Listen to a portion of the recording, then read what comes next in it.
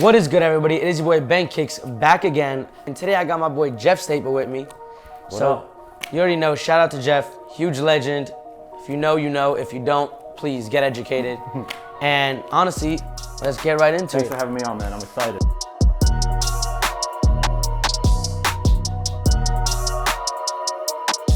So we are gonna have the masks on because it still is COVID. So you know, just in case. It is me though. There you go. There you go. But yeah, we'll be precautious about everything. One of the things that I want to get into with you that obviously a lot of people probably want to know about is you designed a couple shoes with Nike. Mm-hmm. A few. What is it, if you could just explain to those that don't know, what is it like from the top to bottom, the process of actually going into it, designing it, creating it, sampling it, just the whole thing? All right.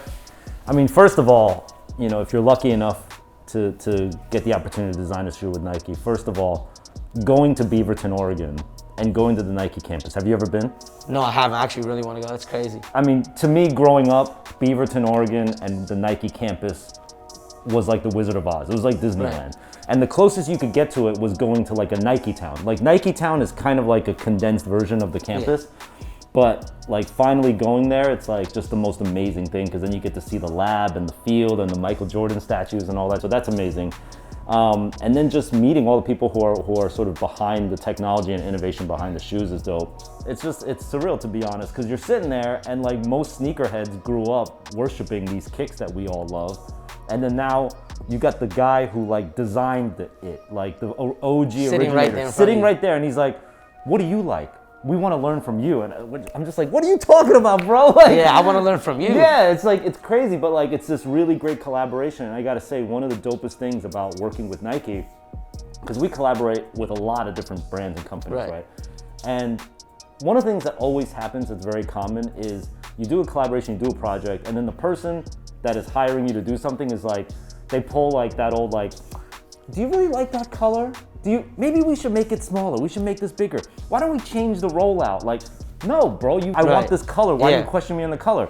Nike takes the time to choose who they want to collaborate with. But after that, if Virgil's like, "I want to cut holes in the shoe," they're like, "Are you sure we should cut holes?" "Yes, you hired me. I want to cut holes in the shoe." You know, and like Nike never questions people like that. Like, look at the Sakai's. The Sakai's happened because Nike trusted Sakai to do that.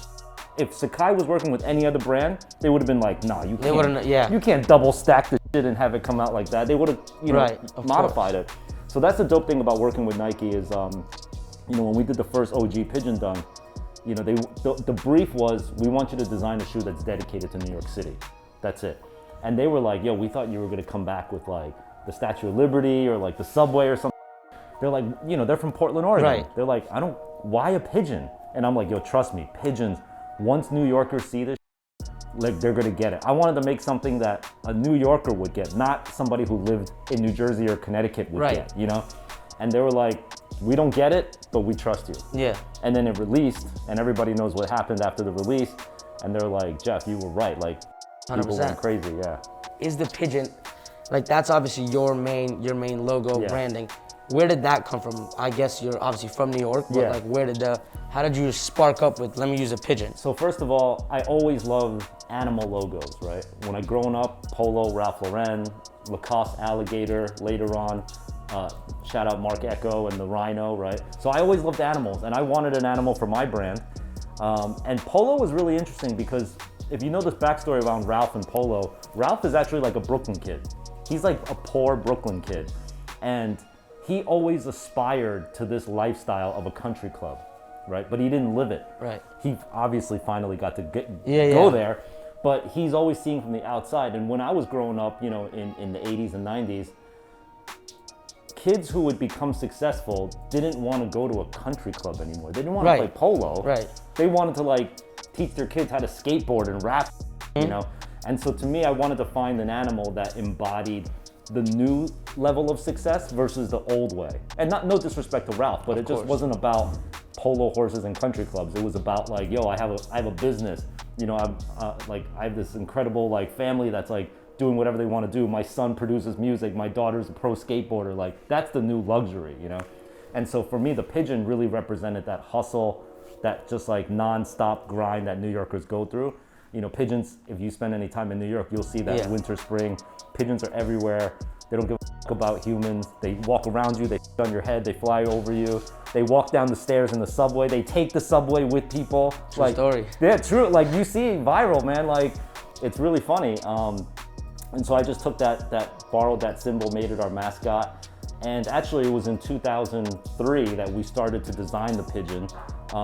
And it was in the same year that Nike called up and was like, we want you to work on a shoe. Do you have any ideas? And we actually, to be quite honest, we actually went through a big design exercise of what would make sense. And then at the end, it was actually one of my interns.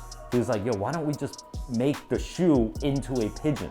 Like, yeah. And I was like, wait a second. Okay, I think you got some like pigeon feet, pink bottom, you know, gray. It's beautiful. You know, at that time, that SB pack, there was like a Paris Dunk, a London Dunk, California Dunk, right? There's all these other dunks. And everyone knows what the Paris Dunk looks like. You know, it's like an art shoe, right? And I deliberately didn't want to make an art shoe.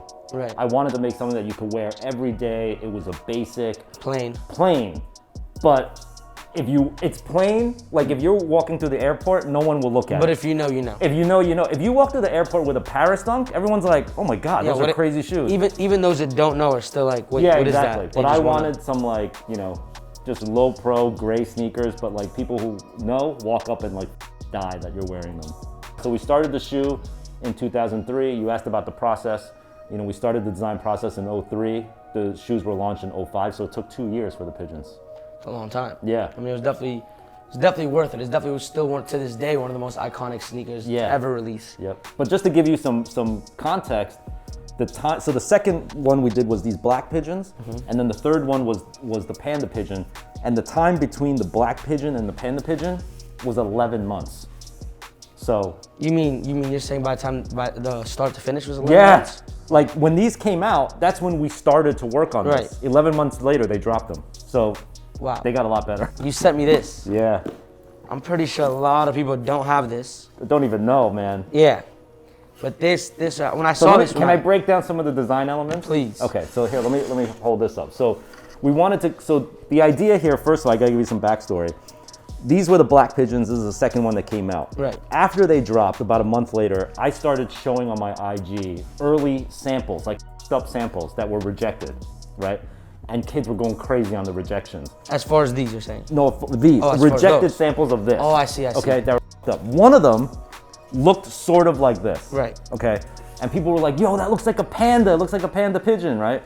Hypebeast, High Snob, they start posting all these pictures. It goes viral. Nike calls me and said, yo, let's do something with this. And I was like, all right, what? And they were like, first things first, take that post down. So I took the post down, and they were smart. They were like, if you take the post down, kids will know that something happened. There was a conversation, right? So it actually added to the thing. So then that's when we developed the panda pigeon, which is this. This was born as a mistake from this. That's the concept from it, right? Like a B grade. Yeah, the B grade, the variant, right? So when we did the special packaging for VIPs only, we did this, which actually in Chinese, it says sample. So this is like a sample tag that you would get from China. And the other thing that we did is, because this is inspired by a panda, we did this drop first in China and last in New York, which is very different. Like usually be the opposite. It's usually be the opposite, and I'm Chinese, and it was nice to give something back to my motherland, you know. So it was dope to be able to do this all like Chinese style. And then when you open it, what does that say right there? Which? This says sample not for resale. Wow. Yeah. So we did that, and then when you got the shoes, but look at the red envelope too. Oh yeah.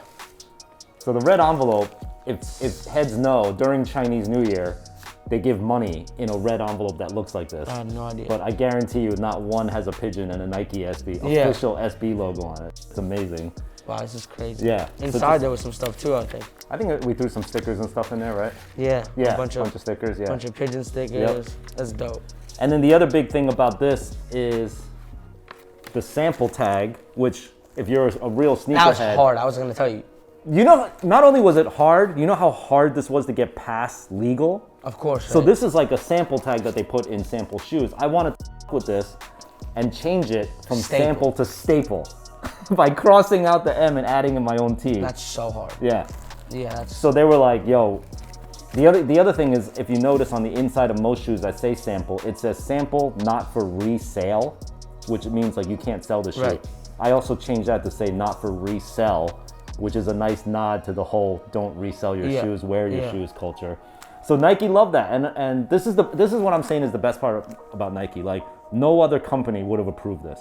Right. They would have been like, nah, the lawyers will get mad, we'll get sued, it'll be confusing. Like, Nike was like, let's try it. Especially the SB team, especially SB. They're especially like daring. As far as the purple, Yes, the purple the purple. pigeons, right? Most people probably think those are also created by you, because Right, it's a confusing thing, yeah. even I call them purple pigeons. 'Cause Yeah, that's just everyone calls them purple pigeon. So this was one that was created by Nike SB without my authorization.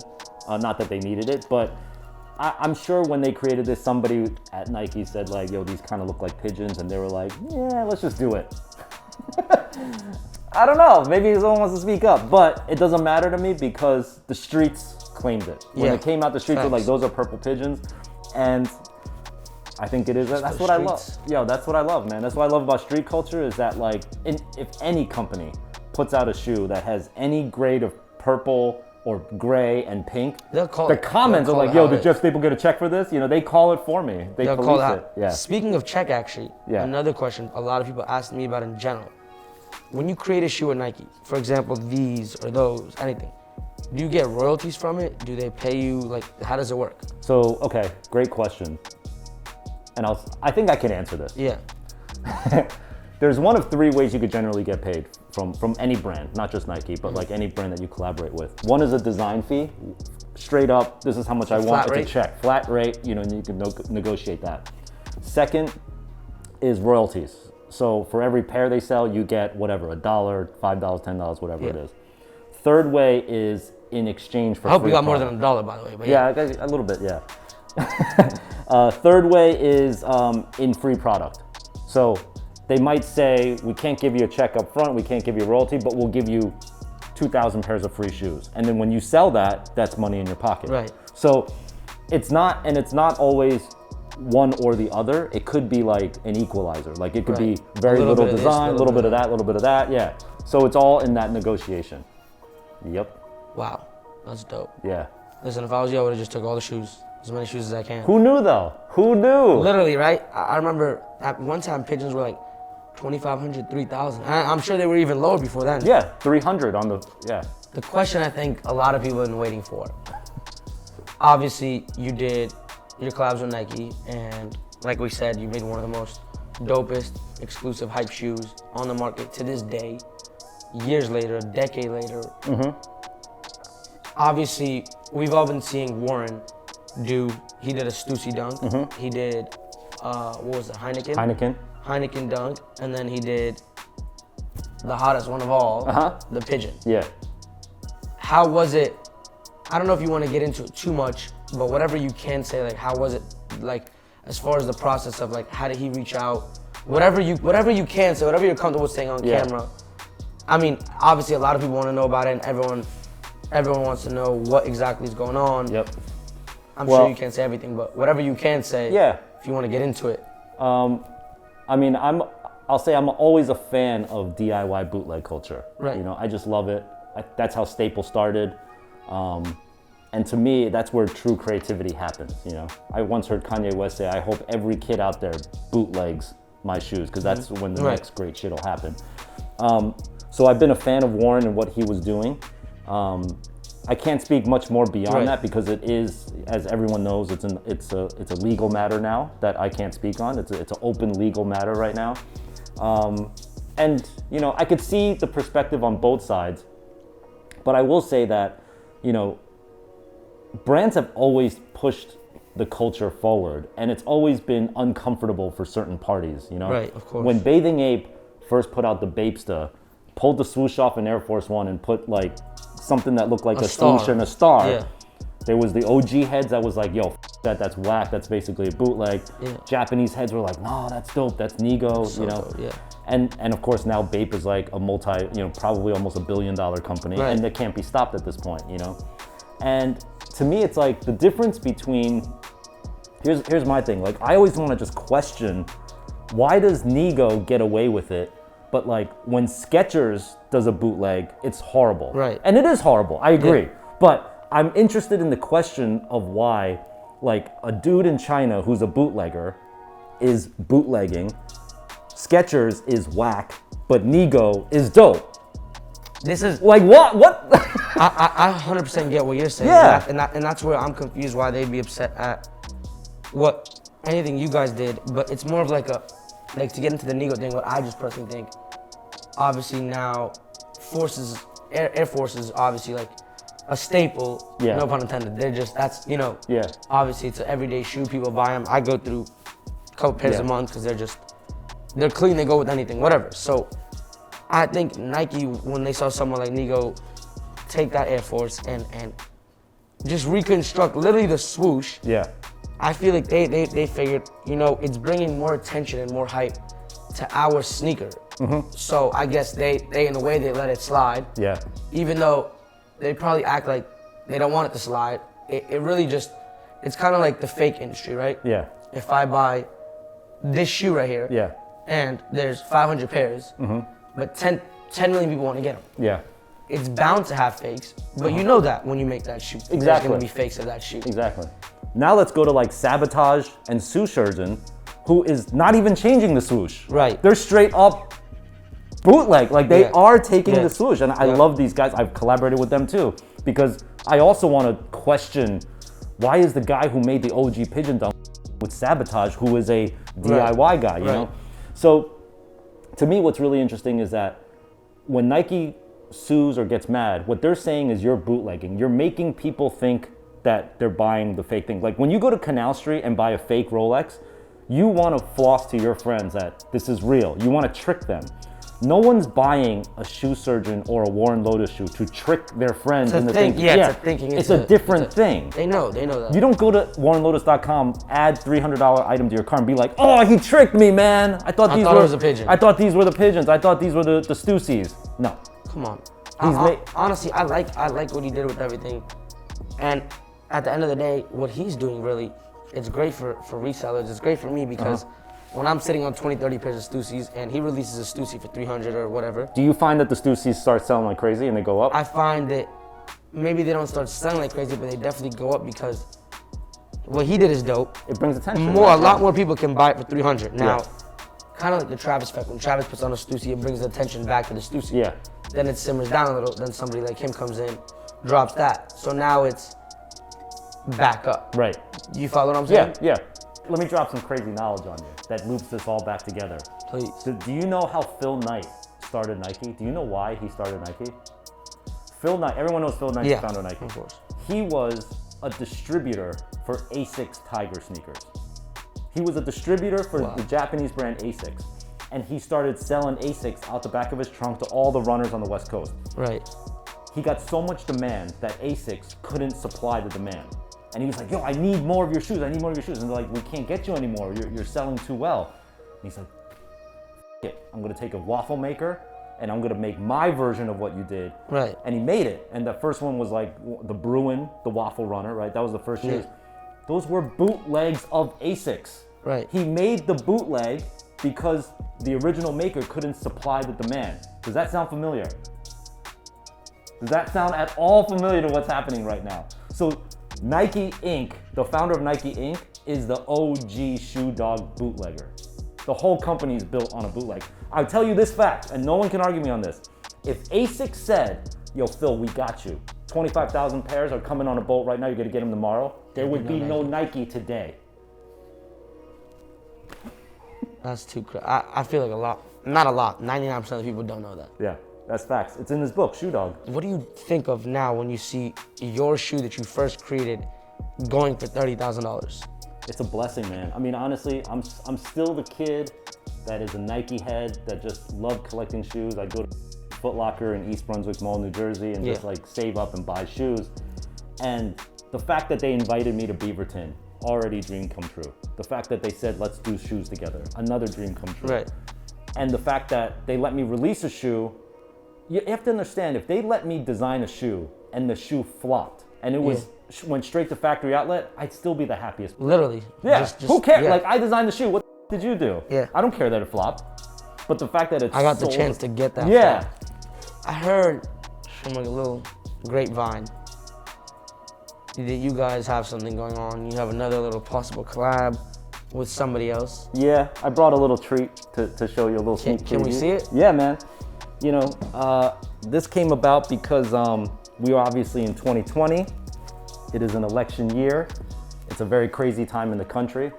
And I felt like, you know, I really wanted to do something to get young people out there to like just vote. I don't even care who you vote for. I'm not red, blue, whatever. I just want you to go out there, get the facts, and make a change. Yeah. And so I called up my man, Dom, who is AKA the shoe surgeon. AKA legend. Yep. Major. Yes. And, you know, I said, yo, Dom, we gotta work on something that like gets young people to come out and vote. And I was like, what if we did something together where the only way you're able to get it is by proving that you voted? And I guarantee you, you know what, like, there's a lot of kids who are out there that are already voting. There's a lot of kids that are saying like, no, I will never vote. But there's a group of kids that's like thinking about voting and they just need a little nudge. A little push, A little push. This is your little push. Has anybody ever seen these yet? No, no one outside of me and Dom has seen these.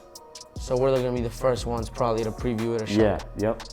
That's big. Yeah, That's you big. ready? So for those of you that don't know who Shoe Surgeon is, another Look person. him up. Please, Yeah. just look him up, then come back on the video, finish watching this. Yeah.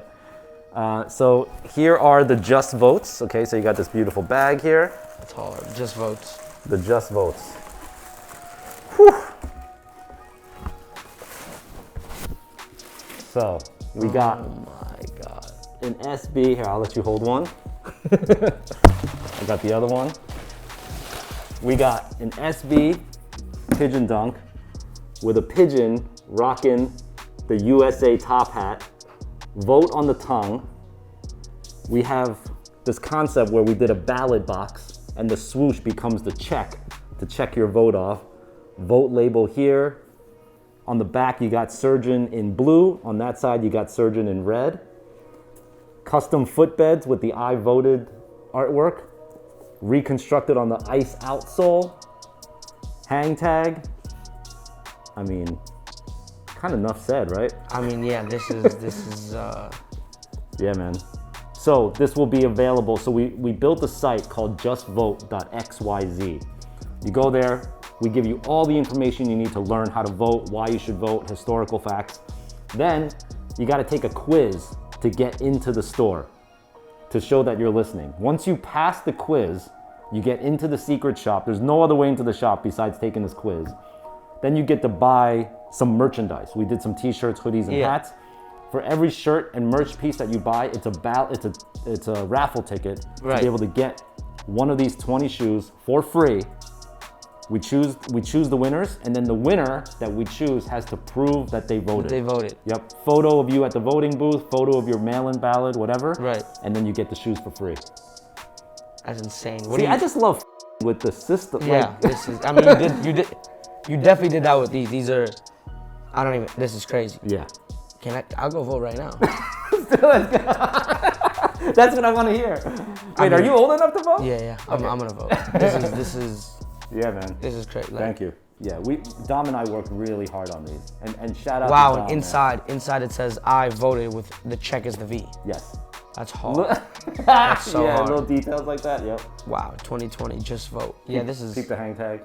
What do you think the resale's gonna be on these? I don't know, maybe 10, 15. Yeah, it's gotta be something crazy. Yeah, I mean, the sabotages we did last year, the Air Force Ones are like 10, How many pairs are these total? 20 for the year 2020. Whoever gets my size, I got the bag for you. Let me know. Go vote, because I'm buying them. Yeah. Wow, these are, this is, Yeah, I'm happy to show them to you, man. I can look at these all day. This is actually so dope. The material's crazy on right? this too. Oh, you can't do the material over the video. I need to go see Dom real quick. So the leather here, it's inspired by like the ballot that, you crumple up your ballot. It's the crumpled paper here. I feel it now. Yeah. Yeah, this is, I don't know, this is just insane. The whole shoe is. And do you have any crazy sneaker stories you wanna share? Dude, I have so many. This is a crazy sneaker story, So between the OG Pigeon and this black Pigeon was a long time. It was like a dozen years, like 12 years in between. So it was a really important time. And you gotta back up, when this came out, it was when I saw them here before. Where's the diamonds? Yep. Right, the second diamonds. Yeah. So when this came out in 2017, 2018, Travis just started wearing Dunks. Then the diamonds came out. Then this was coming out. I leaked this at ComplexCon 2017. Right. Okay, I just walked around ComplexCon with these and heads were like crawling on the floor. Is that a pigeon on the back of that shoe? Like, what is that, right?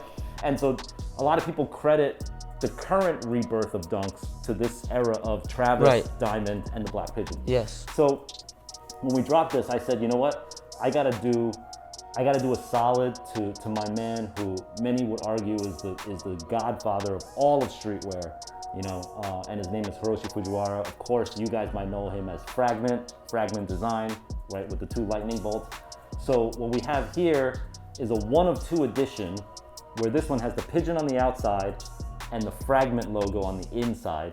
And Hiroshi has a pair where it's the Fragment on the outside, pigeon on the inside. It's 1 of 2. I mean, it's literally actually 1 of 1 of each. And as you can see, I wear the out of these shoes. Has anyone ever seen those? Not this close up, no.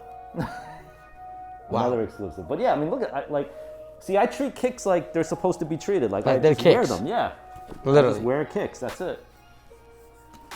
So you crease those too? I crease them, I don't care. You know why I don't care?